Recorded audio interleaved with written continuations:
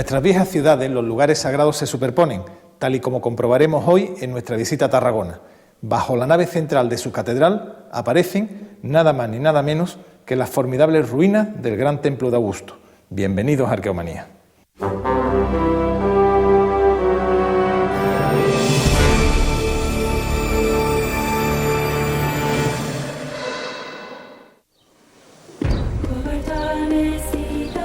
El anfiteatro de Tarragona, la antigua Tárraco, fue uno de los edificios más destacados de la Hispania Citerior por sus dimensiones y actividad.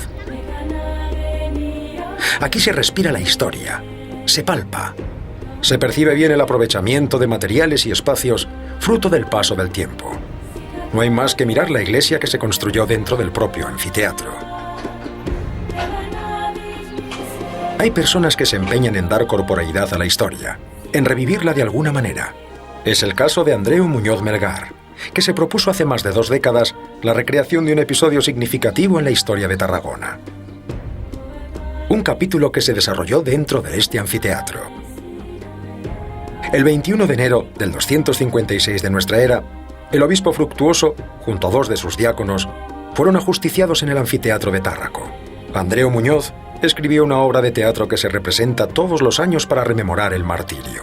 Por cierto, que el texto original que narra el padecimiento de Fructuoso fue citado por el mismísimo San Agustín. Los primeros cristianos no lo tuvieron fácil con los emperadores de Roma. El cristianismo no fue bien recibido en un mundo de gran permisividad religiosa, pero politeísta. Al final, el cristianismo terminó siendo la religión oficial del imperio y sus dirigentes aprovecharon los espacios urbanos, lúdicos y religiosos para levantar iglesias. Tarragona debía mucho a Augusto. El emperador en persona se encargó de dar honores a la ciudad y promover su transformación en una gran capital. Se dice que todo se debió a que Augusto se curó de una grave afección pulmonar en estas tierras. Tárraco fue la capital de la Hispania Citerior y una de las ciudades más importantes del Mediterráneo occidental. Un paseo por sus calles lo deja claro. Además del anfiteatro, Tarragona nos ofrece la posibilidad de ver otras joyas, como su circo o el Museo Romano. El esfuerzo económico que supuso la construcción de Tárraco, como una gran ciudad, no debe pasar desapercibido. Hasta aquí llegaron materiales de todo el imperio, así como arquitectos, escultores y toda clase de personal especializado. Hoy en día estaríamos hablando de miles de millones de euros de inversión pública. Pero Tárraco fue el puerto de salida del mineral de oro que se extraía en las minas del noroeste y de otras valiosas mercancías, con lo que se convirtió en una ciudad floreciente y de gran importancia estratégica. La urbe disfrutó de un gran esplendor durante más de 200 años. En el Museo Romano pueden verse cientos de vestigios del periodo imperial, mosaicos, bustos, estelas funerarias o piezas del mundo de la navegación.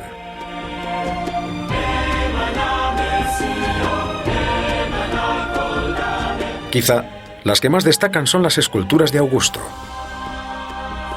Bien sea como togado o como general, Augusto se representó con frecuencia en todo el imperio, y Tárraco no fue una excepción. Pero Tárraco no solo erigió esculturas a Augusto, también le dedicó un templo, un gran templo, y Andrés Muñoz, junto a Ima Teisel y Josep María Macías, se han empeñado en descubrirlo. Tarragona es una ciudad cosmopolita, agradable para pasear. Al ir alcanzando su zona alta, el enigma sobre el paradero del templo de Augusto se va resolviendo. Su catedral gótica se observa desde la distancia. Se erige sobre un pódium que domina todo el centro urbano. Hoy en día se está sometiendo a una profunda restauración. Esta catedral es de las más bellas de España y no de las más conocidas. En su tesoro hay materiales de indudable valor artístico de diferentes épocas y culturas.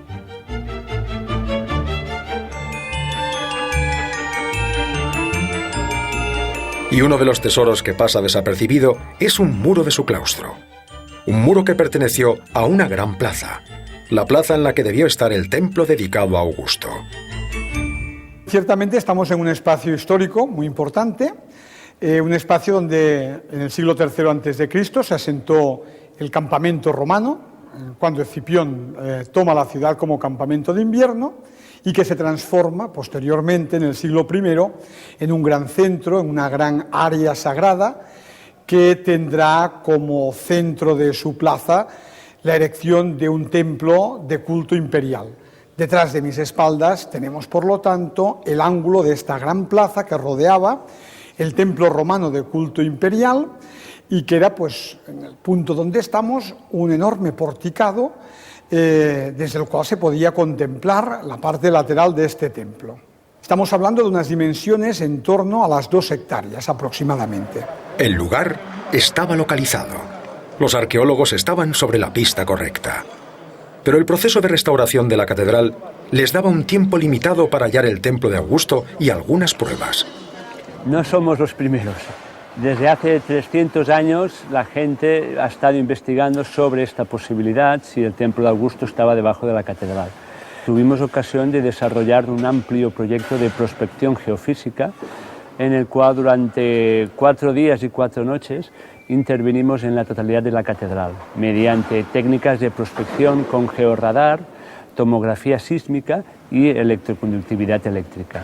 Es emitir una serie de ondas magnéticas, electrónicas, al fin y al cabo a partir de una diferente respuesta del material que se encuentra en el subsuelo y a través de unos programas informáticos pueden dibujar unas alteraciones en 3 dimensiones. Es decir, la respuesta de las capas de tierra es diferente a la respuesta de los muros de mortero de cal a estas ondas.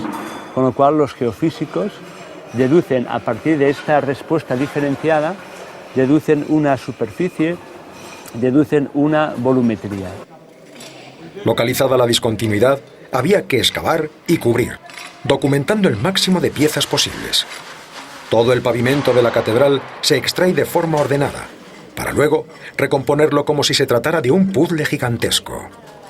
La campaña de este último año ha dejado valiosas informaciones. En el proyecto inicial del año pasado estuvimos en la parte frontal, encontrando pues la subcimentación de este gran templo dedicado a Augusto. Este año nos hemos ido a la otra parte, a la otra punta, tal como nos marcaban las prospecciones geofísicas, y lo que vamos a buscar es cómo cierra este templo, si tenía columnata por detrás o no la tenía, diferentes aspectos que podamos intuir a partir de la cimentación, y también incidiendo en la parte de la cela del templo. En estos momentos hemos podido observar que estamos cerca ya de esta cimentación del templo, pero que la actuación medieval es mucho mayor que en la parte frontal, la del año pasado. ¿Qué tipo de templo era el dedicado a Augusto en Tarragona? Vitruvio, en sus 10 libros de arquitectura, dejó para la posteridad toda la variedad constructiva de los templos clásicos. Acercarse a su obra es fundamental para comprender los procesos de edificación de estos y otros monumentos del mundo clásico. El templo de Augusto, en principio tenemos noticias historiográficas que hacia el año 15 los ciudadanos de Tárraco piden permiso al emperador para su erección, y a partir de este momento empiezan a acuñarse monedas con el templo representándose de forma octástila con 8 columnas en su fachada. Y seguramente este templo fue construido ya a partir de la época de Tiberio. A raíz de este proyecto tomamos conciencia de una realidad geofísica que era una gran plataforma de cimentación de 27 metros de ancho por 35 metros de longitud, la cual, a raíz de estos 300 años de historiografía, planteaba con mucha seguridad la posibilidad que tuviésemos la cimentación del templo de Augusto bajo la catedral tarraconense. En esta imagen se recrea idealmente la inserción del templo de Augusto en la catedral de Tarragona. La estructura que se está excavando en el subsuelo de la catedral de Tarragona indica casi con total seguridad que estamos ante el templo perdido de Augusto. Pero son necesarias más evidencias. Había otros emplazamientos donde podría ubicarse este templo de Augusto, pero el propio desarrollo de la investigación tarraconense más los hallazgos arqueológicos y geofísicos plantean casi sin ninguna duda que esto sea la cimentación del templo. En estos momentos queremos llegar y marcar con la arqueología dónde está la línea de la cimentación del templo, a ver si hay suerte, que parece que esta vez un poco, que tengamos esta estratigrafía relacionada con esta parte posterior y poder acercarnos a la datación de construcción del templo, que es lo que nos hace falta. Esta excavación es una de las más importantes de nuestro país. Es un momento único, irrepetible en décadas. Pronto la catedral estará restaurada del todo y se volverá a abrir al culto. El plazo para encontrar pruebas concluyentes de que el templo de Augusto estuvo aquí habrá terminado entonces.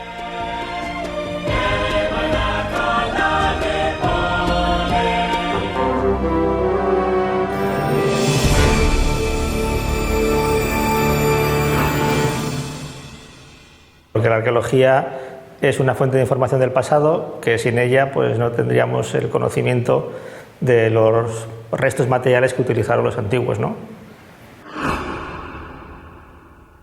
Es hacer llegar a la sociedad lo que los arqueólogos estamos investigando y hacerles entender cómo eran las sociedades antiguas que nos han precedido de una forma que sea comprensible para un público no especializado. El arqueólogo siempre debe tener en cuenta que lo que está estudiando o lo que está trabajando es un segmento muy pequeño de la sociedad que utilizó ese material que él está estudiando, ¿no? Y que por tanto sus conclusiones tienen que estar supeditadas a esta parte pequeña de la historia que es sobre la que trabaja, ¿no?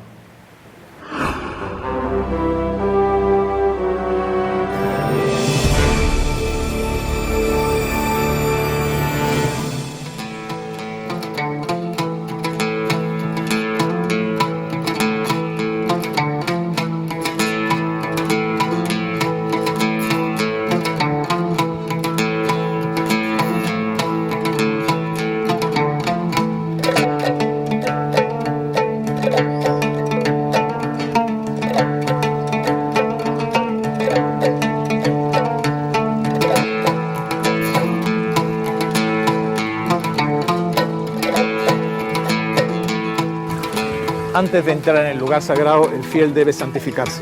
Se purifica a través del agua de una fuente perdida a la sombra del bosque de naranjos, olivos, cipreses y palmeras que conforman un trasunto del paraíso terrenal. Nos encontramos en el patio de los Naranjos de la Mezquita de Córdoba. Uno de los monumentos españoles con mayor repercusión internacional es la Mezquita, hoy Catedral de Córdoba. Representa, conjuntamente con la ciudad palaciega de Medina Azahara, el esplendor del poder califal cordobés, el periodo de máximo apogeo militar y económico de la España musulmana, conocida como Al-Ándalus. La Mezquita de Córdoba presenta una curiosa singularidad arquitectónica. En vez de estar orientada hacia la Meca, al este, lo hace hacia el sur. Para unos, se debe a que el emir Abderramán I, que comenzó su construcción, quiso darle la misma orientación que la mezquita Al-Jama de Damasco, donde nació supuestamente. Para otros, a que se aprovechó la antigua iglesia visigoda de San Vicente Mártir. Sea como fuere, el caso es que sus primeras naves datan del siglo VIII. Como en tantos otros lugares de España, la iglesia catedral se asentó sobre la mezquita Al-Jama, que antes habría sido iglesia paleocristiana o templo ibero-romano en su caso. Lo sagrado es tenaz y sus templos cambian de culto a lo largo de la historia con mayor frecuencia que de ubicación.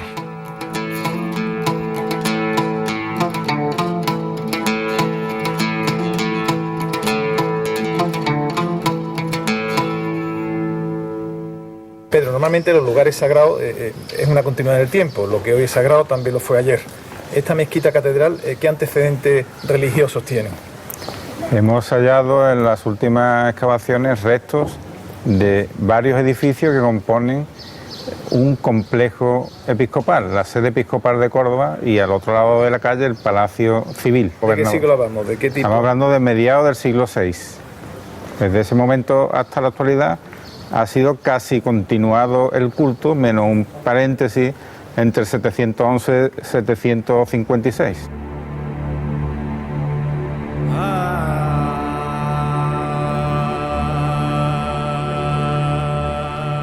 Al-Ándalus alcanzó su mayor poder político y territorial bajo el califato de Abderramán III. El monarca cordobés rompió cualquier lazo de sumisión, incluso religioso, con los califas de Bagdad en el año 929, cuando se proclamó príncipe de los creyentes. Poco después, en 940, ordenó la construcción de Medina Zahara, una ciudad a la altura de sus pretensiones imperiales. Construida en terraza sobre la ladera de Sierra Morena, causó el asombro de propios y extraños, como atestiguan las crónicas tanto musulmanas como cristianas de la época. Abderramán III, en plenitud de su poder y tras proclamarse califa, ordena construir Medina Zahara, y lo hace con un doble fin. Por una parte, concentrar el poder político y administrativo, y por otra parte, representar el gran poder que atesoraba, puesto que su imperio se extendía por toda la península ibérica y el norte de África. En este salón, que se llama el Salón Rico o Salón de Abderramán III, recibía a las embajadas de lejanos países que venían a hacer acuerdos comerciales, políticos o a rendirle pleitesía. Las guerras civiles destruyeron desde dentro el poder califal en 1031, para dar comienzo al periodo de las taifas. Medina Zahara fue saqueada y destruida por las propias facciones cordobesas, y sus piedras, columnas, capiteles y basas usadas como cantera de construcción. Poco a poco fue olvidada hasta quedar enterrada bajo tierra. Los toros bravos y las yeguas pastaron desde entonces hasta nuestros días en lo que todavía se conoce como Córdoba la Vieja, y que el historiador Ambrosio Morales confundió con las ruinas de la ciudad romana fundada por Claudio Marcelo. En muchas ocasiones el pueblo hace suya la historia a través de la alegoría y los mitos, y en el caso de Medina Zahara es especialmente hermosa, porque este mito, esta leyenda nos habla de amor, del amor que sentía el califa Abderramán III por su favorita Zahara, a la cual hubiera construido esta ciudad. Y como ella era cristiana del norte, dicen que echaba de menos la nieve, y entonces el califa ordenó cubrir toda esta tierra con almendros para que cuando florecía pues recordara con su blanco reluciente la nieve de su tierra. Pero más allá de leyendas hermosas, la fundación de la ciudad estuvo al servicio práctico del enorme poder que ostentó la Córdoba de su momento. Las fuentes nos dicen que la ciudad inició su construcción entre el 936 o 940. Unas fuentes hablan del 936, otras hablan del 940. Nosotros ya sabemos que la investigación arqueológica nos dice que durante 15 años debió haber un proceso tremendo, ¿no? Un proceso frenético de construcción del palacio, porque sabemos también que una vez que se construye el palacio comienza también un proceso de reforma del palacio realmente importantísimo, de una enorme trascendencia y de la que surgen, por ejemplo, edificios como el Salón de Abderramán III, el Salón Rico. Ese edificio no está en el programa inicial, sino que surge en virtud de esa reforma. La ciudad y el palacio tienen una vida importantísima, una vida de un protagonismo tremendo, muy importante en todo lo que es el ámbito mediterráneo, hasta la muerte de Al-Hakam II en el 976. Empezamos a ver que probablemente después de ese momento, con el califato de Gisán, la ciudad entra en un cierto declive que viene también favorecido porque Almanzor, el futuro primer ministro, el Hajib del califa Gisán, justamente construye una nueva ciudad al este de Córdoba, Madinat al-Sáhira, donde traslada todo el aparato administrativo y toda la corte desde Medina Zahara hasta al-Sáhira. Eso hace que cuando se inicia ya propiamente la destrucción de la ciudad, entre los años 1010 y 1013, la ciudad llevara ya algún tiempo en decadencia. Está excavado aproximadamente el 10% del conjunto y lo que está excavado corresponde al palacio, a la parte central del palacio y un edificio como la Mezquita Al-Jama que correspondería al ámbito de la Medina. He de reconocer que a mí me gusta mucho el trabajo que estáis haciendo, ha tenido un trabajo que está siendo muy premiado nacional e internacionalmente, el último el premio Aga Khan, pero por centrarnos en una de las elementos, ¿no? Me parece ahora mismo más destacable de restauración, que es esa fachada tan hermosa, con esa armonía tan particular, ¿no? La fachada del Palacio de Jafar, el visir. ¿Qué técnica, qué criterio seguiste para conseguir, bueno, pues una recuperación tan brillante? En Jafar optamos por no introducir elementos nuevos, sino por recuperar el material original en su emplazamiento original y solamente evidenciar la morfología externa del elemento para poder singularizarlo en el conjunto completo del edificio. Y una ciudad con un con una historia posterior que no es una historia de superposición de poblamiento, realmente es un hecho maravilloso que nos sitúa ante una perspectiva de recuperación pues también extraordinaria, ¿no? En Oriente existen estas ciudades, pero las circunstancias de los materiales que se emplearon en la construcción de esas ciudades, que están construidas fundamentalmente con adobe, no permiten de ninguna manera la recuperación como la ciudad de Medina Zahara, que es una ciudad construida íntegramente en sillería. El área de influencia del Al-Ándalus califal abarcó la práctica totalidad de la península ibérica y gran parte del África occidental. Incluso se han encontrado lápidas con el nombre de Abderramán III en la remotísima Gao, al sur del Sáhara. Las viejas ciudades caravaneras como Agadez, Tombuctú y Gao fueron testigos del esplendor de Al-Ándalus, que es el equivalente de la Atenas de Pericles en el ámbito musulmán. La lápida de la princesa Mabre, en Gao, fue tallada sobre mármol de las canteras de Macael. Entonces, los califas de Córdoba eran los líderes religiosos de gran parte del África sahariana y sus caravanas atravesaban los atroces desiertos. Al-Ándalus es un periodo de nuestra historia cuya rememoración, más o menos mítica, está aún viva tanto en el mundo musulmán como en el occidental. Las ruinas de Medina Zahara son testigo fiel de aquel florecimiento excepcional. Al-Ándalus no es tan solo la historia de los árabes, es también parte de nuestra propia historia. Debemos conocerla con sus luces y sus sombras. Medina Zahara es un libro abierto de arqueología e historia de visita obligada, que además de asombrar, sigue enamorando por su belleza y ambición osada. Las antiguas lenguas celtibéricas aún no han logrado ser descifradas. Nos despedimos hoy con nuestra particular piedra de Roseta, los bronces de Botorrita.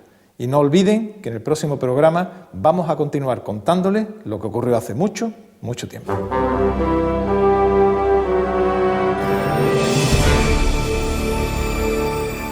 Lubos, Kounesicum, Melnunus, Vintis, Letontu, Litocum. El celtíbero sonaría de una forma parecida a esta parte de la transcripción del texto celtibérico del bronce de Botorrita.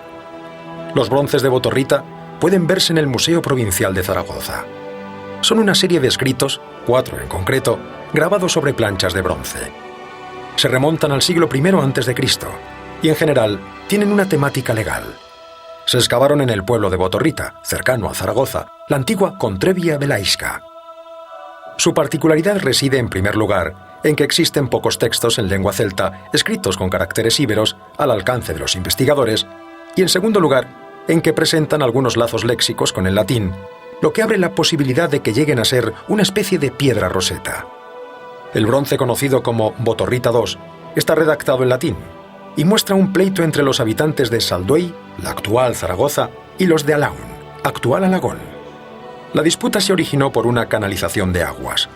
Es la primera querella documentada en la península ibérica.